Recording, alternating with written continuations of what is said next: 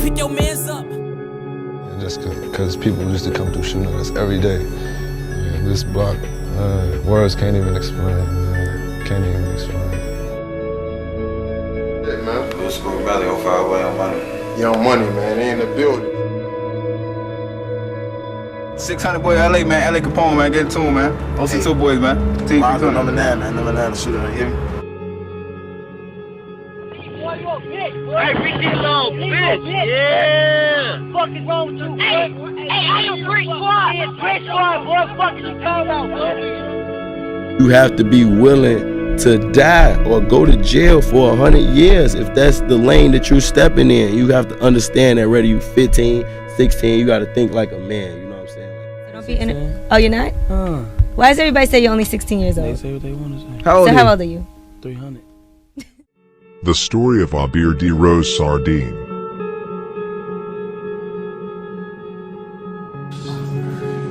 Yeah, bitch. Yeah, little bitch. Fuck Zico. Fuck both of the Jardels. Fuck them too.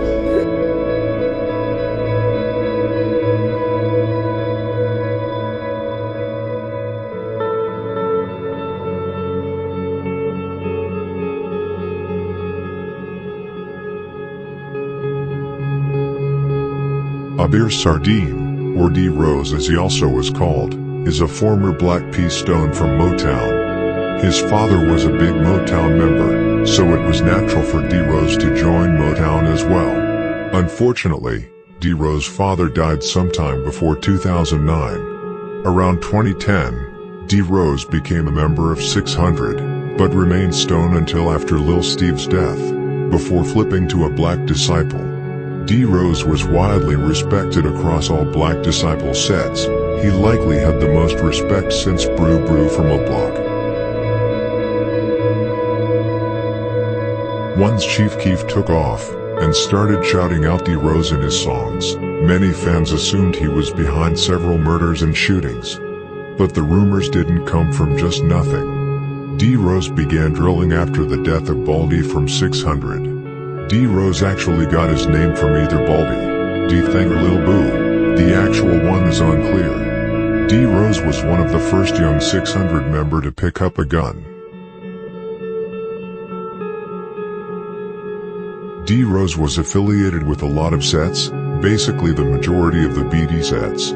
He is an official 600 member, but he also claimed other blocks. He would often claim Motown where he originally was from, but he also claimed sets like THF 46, TYMB, O Block, Front Street, Lamron and THF 44. When THF 46 and TYMB started beefing, D. Rose remained loyal to both sets. He didn't switch or pick sides. D. Rose's street cred and reputation grew larger and larger once he began to do more in the streets. He was the most active member in 600 together with C-Day.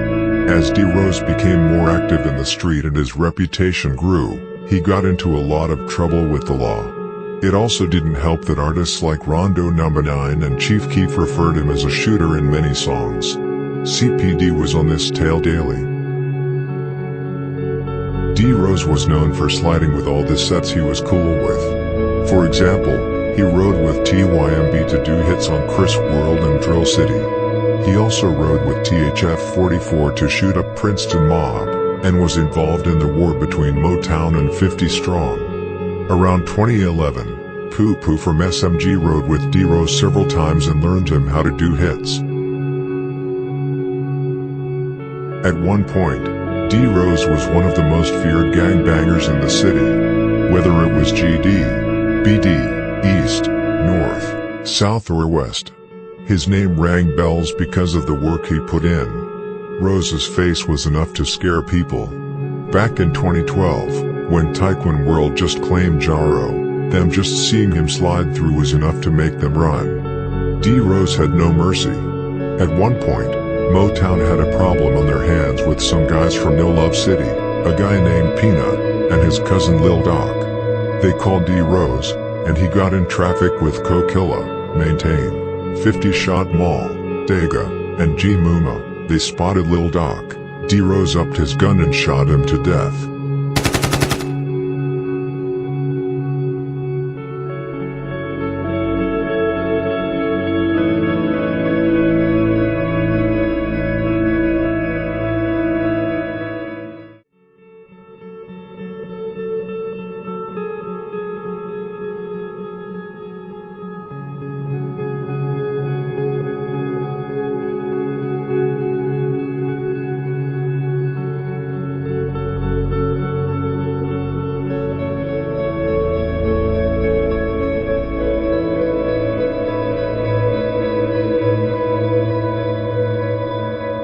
After already doing so much dirt in the year 2012, Rose got in traffic yet again, this time with Poo Poo, Kiki, and J Money, lurking through Brick Squad territory. They finally spotted Lil Jojo, who the BDs were looking for hard. They shot him off his bike and he was later pronounced dead. When Lil Jojo died, there were multiple rumors that D-Rose pulled the trigger. The day after Jojo was killed, KK, D-Rose and possibly L.A. Capone were in a video, mocking JoJo, and then the same week, D-Rose was actually brought in for questioning and KK was murdered. D-Rose then got out, but was shortly arrested yet again for the majority of 2013. Also, both Lamron and 600's block was shot up the same week after JoJo's death. D-Rose was back out on the streets in early 2014. Everybody hoped that they finally would get a chance to kill him before he could drop another body, but he got out and scored big 2 times. Big V and Lil Mark. Because of D-Rose being so active in the streets, it eventually caught up to him. In 2014, Big V from Taekwon World was killed in a hit done by Lil Loss from Front Street and D-Rose. However, CPD was not necessarily focused on arresting the other men who were involved in the Big V hit. CPD had been looking for a while after a golden opportunity to lock up D-Rose for good. Now they had found it.